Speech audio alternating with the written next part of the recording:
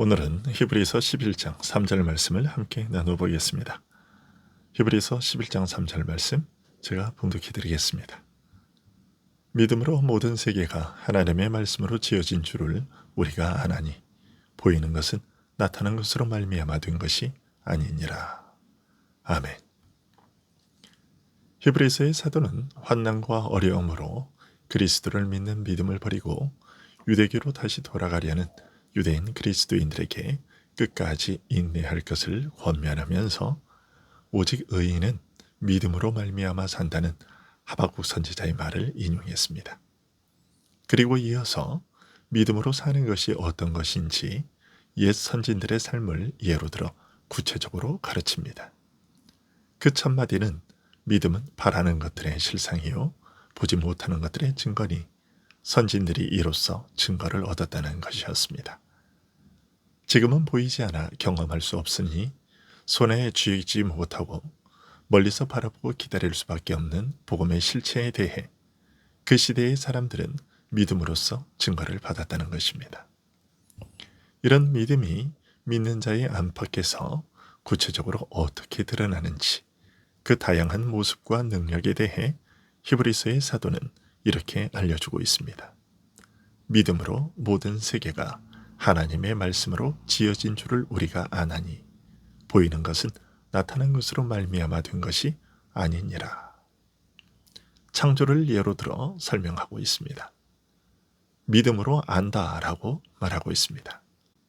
이 말이 무슨 뜻인지 이해하기 위해서는 안다라는 지적 기능이나 능력에 대해 생각해 보지 않을 수 없습니다.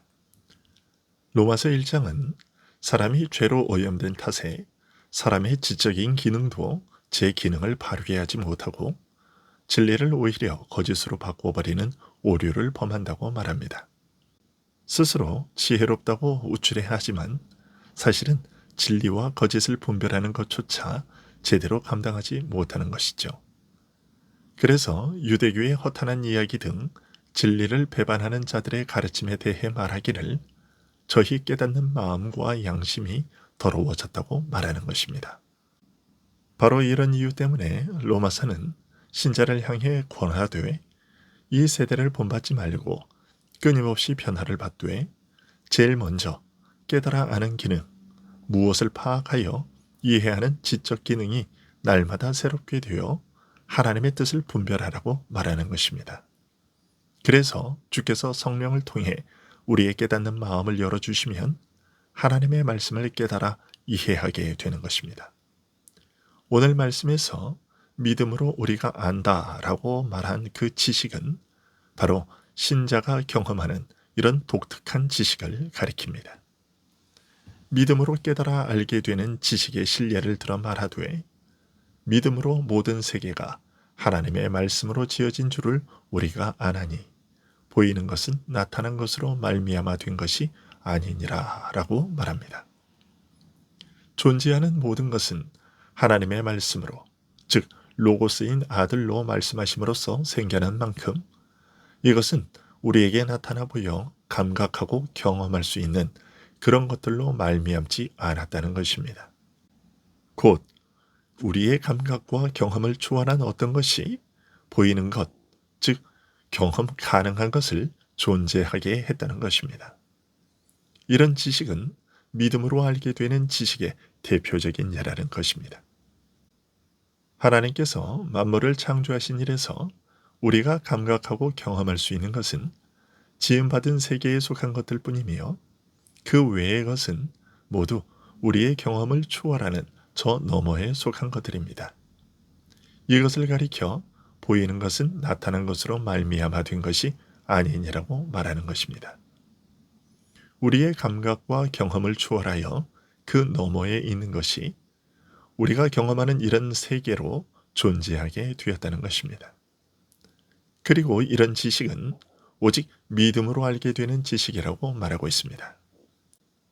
사람은 감각하거나 경험하는 것만 확실하다고 생각하며 보이지 않는 것, 경험이 불가능한 것들에 대해서는 알 수가 없으며 이런 것들은 불확실해서 오직 상상과 추측과 믿음의 대상이 될 뿐이라고 말합니다. 그런데 오늘 말씀은 우리 경험 너머에 있는 그 보이지 않는 것에 대해서 믿음으로 아는 지식이 가능하다고 말하고 있는 것입니다. 이런 것들을 바로 믿음으로써 안다고 말하는 것입니다. 믿음으로 알게 된 지식이라고 하니까 사실인지 아닌지 불확실한 지식이라고 생각할지 모릅니다. 하지만 그렇지 않습니다. 불신자들 세계에서 사용되는 일반적인 차원에서 말하는 믿음이라면 그렇게 말할 수도 있겠지만 그런 불확실성은 그들이 말하는 믿음뿐 아니라 사람들이 그처럼 엄밀하고 완벽하다고 믿는 수학이나 자연과학의 지식에도 동일하게 적용됩니다. 수학은 공리에서, 물리학은 가설에서 출발하고 있다는 것이 바로 그 증거입니다. 그들은 확실하다는 믿음에서 출발했지만 실제로 나타나는 결과는 기대했던 것과는 전혀 다르거나 전혀 예상하지 못했던 이런저런 부작용이 생깁니다. 이런 현상은 모든 분야의 지식에서 마찬가지입니다. 하지만 믿음으로 아는 지식은 일반적 차원의 믿음이나 지식과는 다릅니다.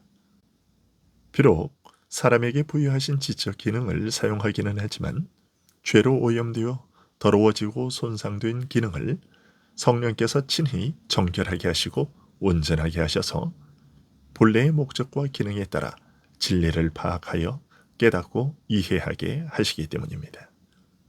하나님께서 그의 말씀으로 천지 만물을 창조하셨다는 사실에 대해서 말씀을 통하여 깨닫고 아는 그 지식은 바로 믿음으로, 그리고 이와 함께 역사하시는 성령님의 능력으로 알게 된 지식이며 세상의 그 어떤 학문에서 얻는 지식과도 차원이 다른 지식입니다. 그러면 우리 신자들이 아는 것은 모두 틀림없이 확실한 진리인가? 이 물음에 답하기 위해서는 먼저 고려되어야 할 것이 몇 가지 있습니다. 신자는 그 믿음에 있어서나 받아 누리는 은혜에 있어서 자라고 성숙하며 그 과정이 점진적이라는 사실입니다.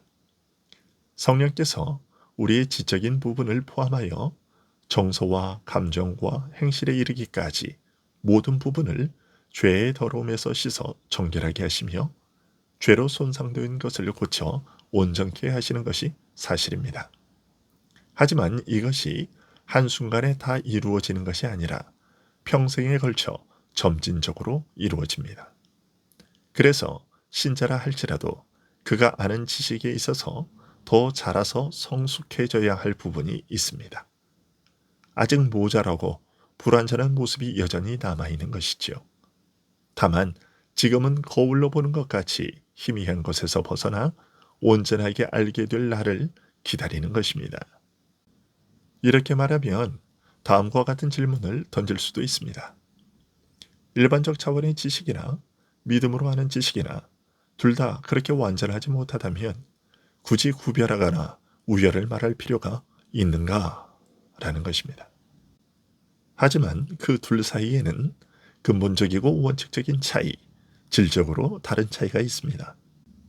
왜냐하면 일반적인 지식은 죄로 오염된 이성에만 의존하기 때문에 왜곡을 피하는 것이 원칙적으로 불가능하지만 신자의 경우 성령께서 죄로 훼손된 것들을 고쳐 온전하게 하시는 그 부분에 있어서만큼은 온전하여서 세상의 누구도 그 진리성을 문제 삼을 수 없기 때문입니다.